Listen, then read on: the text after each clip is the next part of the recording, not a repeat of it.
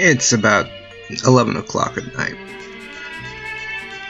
And I decided to re-record something because I didn't have all my thoughts together at the time, and now I do. Hopefully this ends up being half as long, maybe even shorter, but yeah. So what I want to talk about is the recent update to Street Fighter V, a game I don't actually have just yet. And the reasoning behind this is because this whole recording is that there's a lot of things that are noted in the game that I just felt I should point out.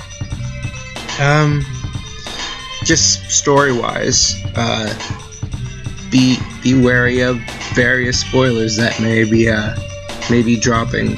If you don't mind spoilers, well, you're a lot like me, first of all, so good on you. Second, prepare for a lot of names to be dropped, a lot of familiar names if you're a Street Fighter fan, and get the wiki ready if you are not a Street Fighter fan. Alright, so first of all, I have one or two critiques about the actual storytelling style of the Street Fighter director. The stream I watched of the story mode was it was completely unedited, and I would see one scene that lasts between 10 seconds and 15 seconds, establishing basically nothing. There's nothing of importance there, and it would eventually, towards the tail end of these scenes, would be some sort of weird, oh hey, this character exists and they're gonna be in this game, playable, and just be ready for that. Which, like I said, it's kind of strange. Just all sorts of situations. Like I'll just explain one. We start out the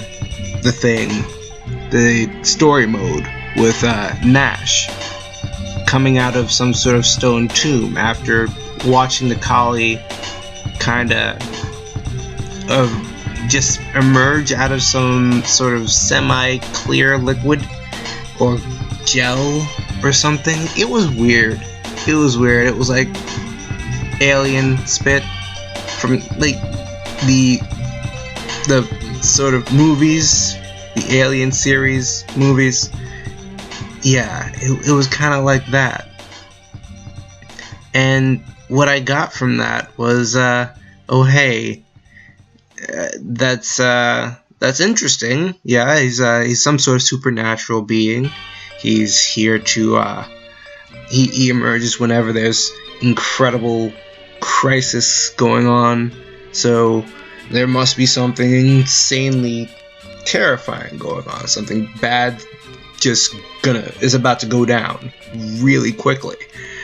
So yeah, that's a pretty clear way of opening your story. But then I'm having a little bit of trouble remembering, but it's the next scene, and we're somewhere in New York where Alex is about to face off against Zangief and Armika in a 2-on-1 fight. And just letting you know beforehand, oh wait, no, actually, an even more random scene happens before that. I'll explain the Alex versus Zangief and Armika thing in a second, but before any of that happens, Ryu kind of just walks into India after that whole Charlie versus Nikali thing, and yeah, he kind of just shows up in India, says, "Hey Zangief, I need your help," and they start to fight all of a sudden with very, very limited understanding of why Ryu's there at all. He kind of just shows up. It's like knocking on somebody's door. It's like, "Hey guy, so I got a fight coming up. I'm a mixed martial artist. Here's some gloves. Do you want to spar with me? Just you seem like about my weight. Hey, so we got an octagon erected in your front yard. Don't ask how that happened, but yeah, we're going to. I just need your help right now, because it's like tomorrow, and I have nobody else to fight." That's kind of the equivalent of what you could say happened to our friend Dalsim. I don't. He legitimately. I mean, I am glad that Dalsim is still portrayed as a very rational character. He's like, "Yeah, I kind of already know why you're here." Also, he already knows that some junk's about to go down. So that's great. Really convenient that you kind of just showed up at Dalsim's doorstep, said, "Hey, bro, wanna fight? Oh yeah, sure, cool. Alright, we're done fighting. By the way, there's gonna be this huge cataclysmic event that might destroy the world. I'm glad you're here, because I wouldn't be able to find you otherwise. Yeah. So yeah, there's that. Okay, cool. And then, like I said, this is the last point I'm going to make about the actual storytelling of this. Yeah, they kind of just jump from that to Alex versus Zangief and Armika, and we don't actually get to play that fight. We get to play both fights before that. We get to play as Nash against Nikali. We get to play as Ryu against Dalsim.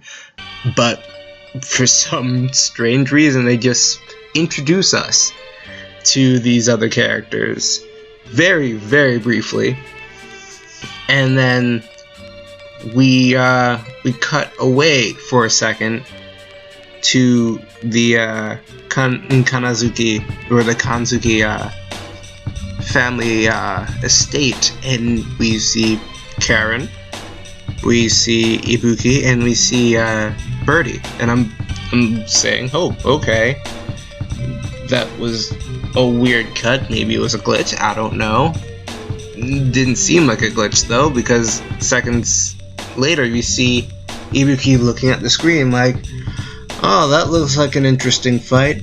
Then they go back to New York, where at that point it looks like they're actually going to start telling a coherent story, and then all of a sudden it goes from a 2-on-1 fight with Armika and Zangief versus Alex, and then all of a sudden Laura's there, and that becomes important later because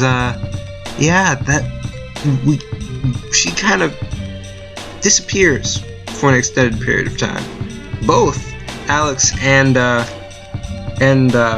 Laura Matsuda just poof and into the abyss. Not really a soul knows where the heck they are. Just absolutely strange, you know? So there's that.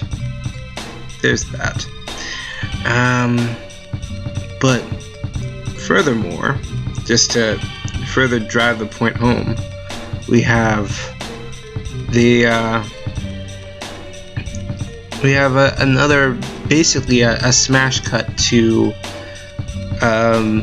some other part of the world where I'm pretty sure, it was this government organization, and that's when we actually figure out, things are gonna, we actually know why this is happening and what actually caused this. And okay, so there are a bunch of hackers that made some sort of moon. Wait, hackers they're not computer engineers, and I mean, they can be.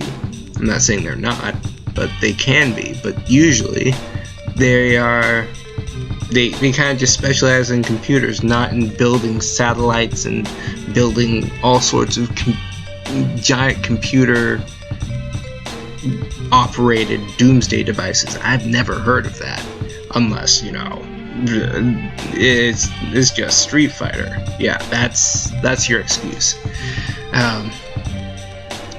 But yeah, they kind of smash cut to the government organization talking about, oh my god, there's these moons that aren't really moons, and somehow these were launched into flippin' space without anybody knowing. Okay, what? Hi, where did you come from? What? Whose airspace did you violate to get that up there? Explain to... no? You're not going to explain that to me? Okay. Yeah, so that's weird. Laura Matsuda is kind of important later, because I want to kind of just jump to that point, because I feel like I'm going to forget it later. The reason I'm going to say that is because they after this satellite or moon thing is being determined, okay, that's going to be a threat to the whole world, gotta take care of that, or something terrible is going to happen. The Kanzuki family decides, hey, we're gonna try to gather as many fighters as we know and try to fix this mess. Yeah, we'll do it with brute force and determination.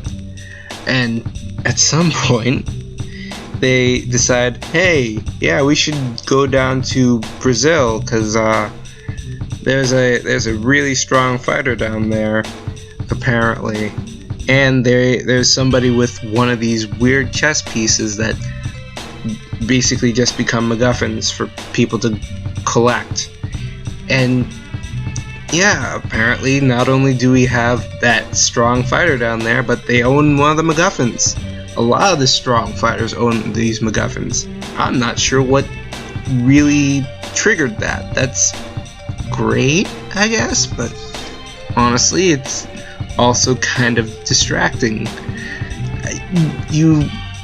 The concept is that the pieces were stolen by somebody who was basically faceless, and we aren't really told why they are spread out to all sorts of people instead of sent to one place, like, I don't know, the United States government or some sort of like Interpol organization to keep these things under wraps and keep people safe and whatnot. It's the little things, So that sort of plot hole puts me a little. It kind of irks me a little bit, but yeah. Getting back to Laura Matsuda, we are introduced to her once in a scene before, but we're introduced to her again in a later scene where Sean is being threatened by one of the new characters, Fang, and it's like it's a weird situation because she kind of just shows up, and you're wondering, this didn't, the United States government didn't take that long to get down to no, not the United States government, the Kanzuki family didn't take that long to get down to Brazil and collect the chess piece. They basically made it sound as though it was an hour ago, which also kind of I mean, I'm not saying that the United States wouldn't still be running and planes wouldn't be flying out to Brazil and whatnot, but I would find it kind of hard to believe that, oh wow, all the power in New York City kind of just shut down thanks to this MacGuffin peace thing. I'm pretty sure we're gonna shut down the airports and not allow people to fly out to their native countries. So if possible, somebody who is responsible could escape to their native country and get off scot-free somehow. Yeah, that shouldn't be a thing ever. But apparently that happens because Laura Matsuda shows up and she doesn't seem like the brightest bulb in the closet. The whole, I mean, okay, I understand it's a fighting game, and it's not always pretty easy or graceful to get two characters fighting all of a sudden, but not listening to somebody after somebody says, hold on, we just saved your little brother from these terrorists, hold on, and then the little brother's basically saying that too, so you're really wondering, wait, you just want to fight somebody, and fight somebody famous, because Ken Masters is down there recruiting people to join. And yeah, it's weird. It's weird. It gets really weird really quickly. Anyway, so we have a bunch of little story points that are connected vaguely by a thread, barely even a thread. Okay. Onto random speculation. And this recording's taking just as long as the other one, but I feel like it is much more well thought out. So I'm much more proud of this one. Please don't judge it too harshly. It is still a stream of thought. So yeah. Anyway, the next thing I want to talk about are things I noticed that could mean new things for the Street Fighter series, or Street Fighter 5 particularly. We have, within the game, in store, we have characters talking about, oh hey, so Laura, you're not following the Matsuda style of Brazilian Jiu-Jitsu. You can't exactly claim that and try to make it famous when you've completely changed what it looks like. So, and we're getting that from Sean. So, within a timeline, we're trying to understand within a timeline how these things happened. In Street Fighter 5, we have Sean Matsuda, who isn't who has been studying under Ken, I believe, and he doesn't know him in Street Fighter 5. It looks like they don't really seem to know each other too well. But we have a Sean Matsuda who apparently knows of a Brazilian Jiu-Jitsu style that is more traditional in some sense, and I'm curious to see what that looks like. And because Sean is modeled in the game and not just somebody they talk about, I kind of want to see if I would hope that they say, hey, you know, we did put Sean in the game, we may as well make him a character playable in the game, right? Yeah, right, okay, we'll do it. Another character that kind of shows up, or I should say a set of characters, including one major one. We have DeCaprio and all the other, like, all of Bison's dolls that show up in this game. And I think it's literally all the dolls show up, including two of my favorites I'm not going to talk about because reasons. We have them with all of them have a variant of Cammy's moveset, which is no surprise. We already knew that. We've seen that since Street Fighter Alpha 3, I'm pretty sure. And yeah, sure, that's I'm not surprised. It's not a big revelation. They have been trained in the same way Cammy was, with slight variations to be useful in different situations. Cool, very cool. But here's a little tidbit I'd like to put out there. They kind of this is kind of weird. They made the Capre a very focused point of one of the characters. I'll just name it, Cammy.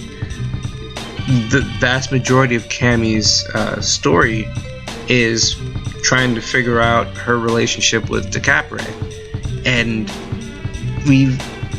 which kind of further confuses me with the timeline, because I'm pretty sure the whole DeCapre thing is after. It was in Street Fighter 4. That's what I understand. But this whole Charlie Nash thing happens, I'm pretty sure, in Street Fighter 3 or Street Fighter 2, I can't remember. But back then, Sean Matsuda knows of Ken Masters, so I don't know, really weird timeline thing. I'm sure I'll figure it out at some point. Maybe I'll even do a video on it. I don't know. But that's getting really far away from the point. It was just something that distracted me significantly. But anyway, we had Sean Matsuda talking about the real version of Matsuda's style, Brazilian Jiu-Jitsu. So that's one character. We have DeCapre talking about being closer to Cammy and basically being Cammy's little sister. And oh, that's cool. So that's two characters plus a bunch of dolls, which I'm guessing are just going to be variants or some sort of MKX style or Mortal Kombat X style of choosing the character, then choosing a variant of that character. I don't know. It seems kind of strange. The only one that would be very much separate from everyone else is DeCapre, because she very clearly has a whole other set of skills. She has her Psycho Blades, and she has that high-speed slashing attack, and all that really cool stuff. So it was kind of interesting to see them there. We have, I think, finally we have Abel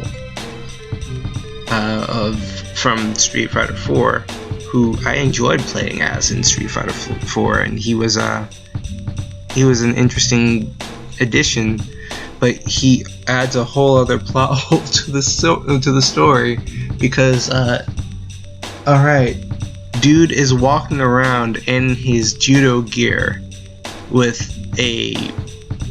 basically what equates to, oh hey, so I found the Shadaloo helmet and a Shadaloo jacket, and I'm gonna infiltrate this base and try to figure out what the situation is. Why aren't you wearing shoes? He basically, the first time we see him in detail, walks in with no shoes. He's some sort of Shadaloo secret covert operative, where I've seen every other Shadaloo member wearing some form of boots.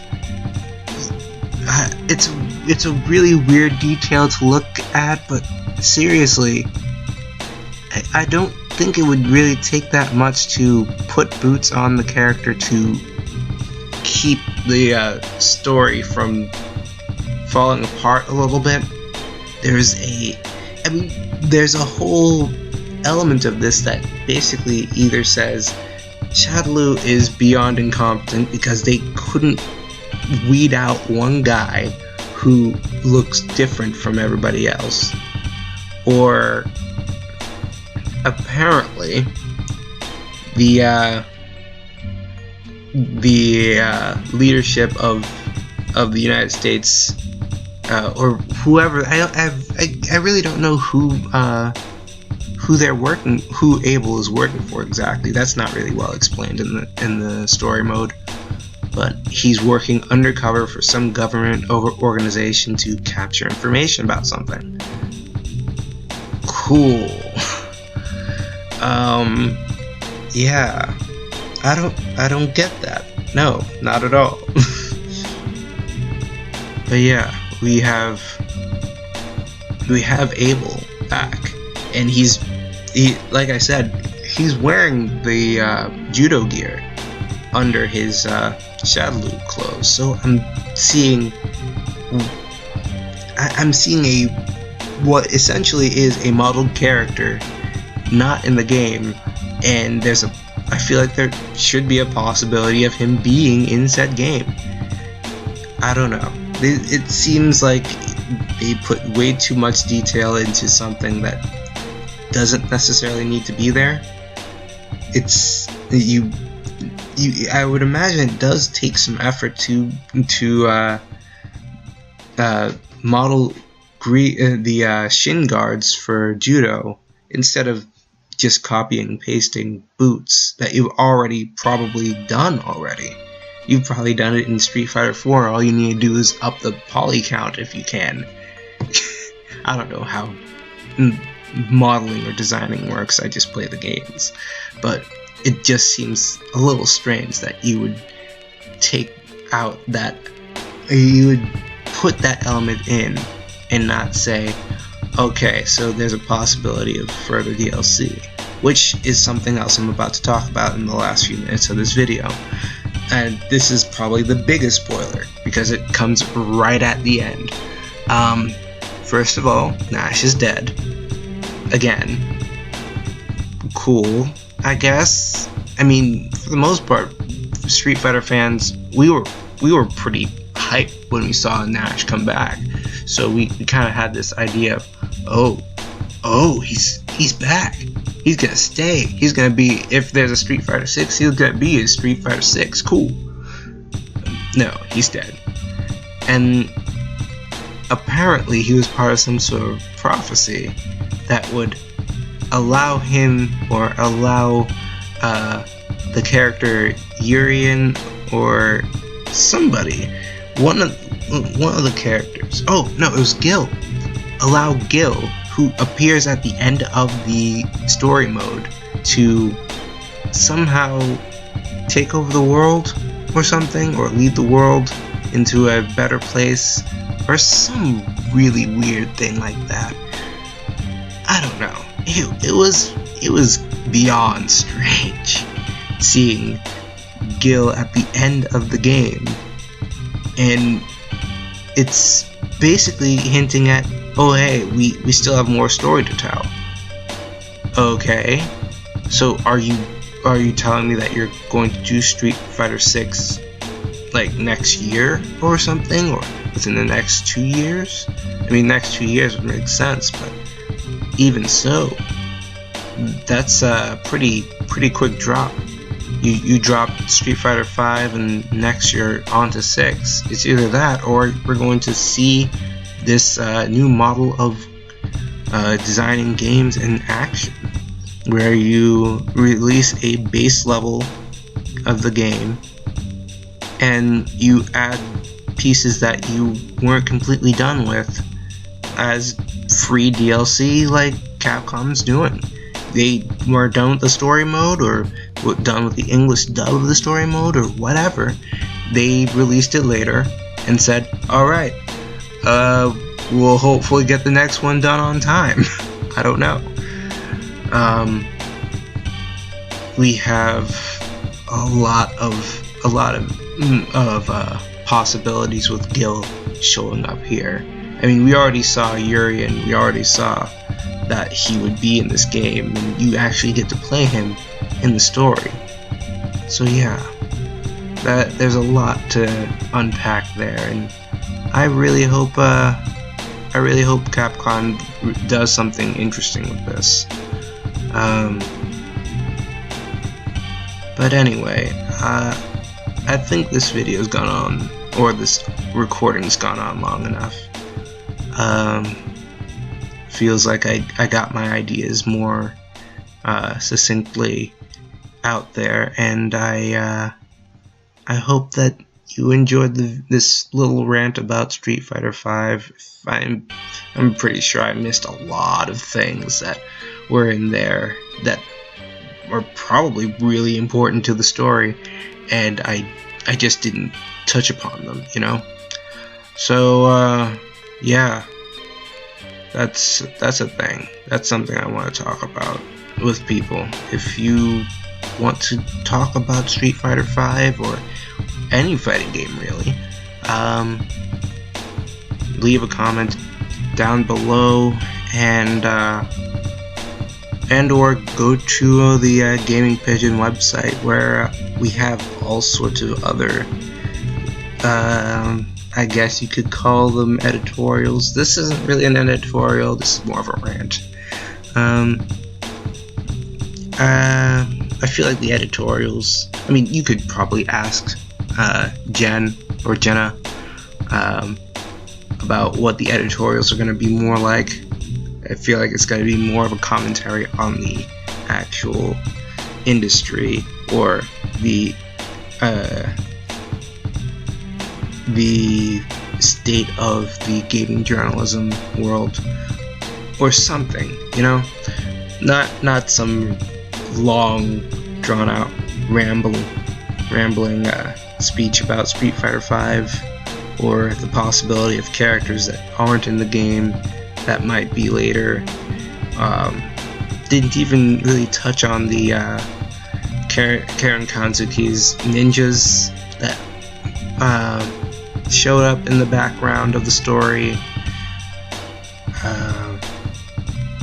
There's a whole lot of other things I didn't talk about, but I kind of just want to open up a discussion about it and what could possibly be in the future for Street Fighter V, if you're interested to talk about that. So yeah, that's been a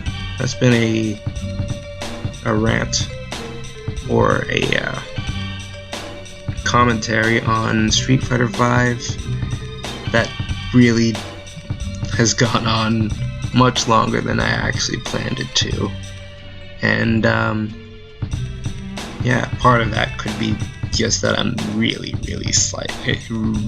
tired and sleepy and stuff. But yeah, this has been Stefan for Gaming Pigeon News, talking about fighting games. And oh yeah, don't forget to follow us on Twitter at TGPigeonTweets. Find the Tumblr, just look for Gaming Pigeon or The Gaming Pigeon. Be sure to put the, because there apparently are quite a few other people that wanted the name Gaming Pigeon, and they got them before we did. So I don't know. We actually had a reason, but that's one of those things you ask Jenna. Anyway, yeah, this has been Stefan for Gaming Pigeon News, or Gaming Pigeon, or Gaming Pigeon Fighting Games, or whatever you like to call it. Have a nice night, day, whenever you decide to listen to this. And I hope you watch another one of our videos, or read our blog really soon. So yeah, bye.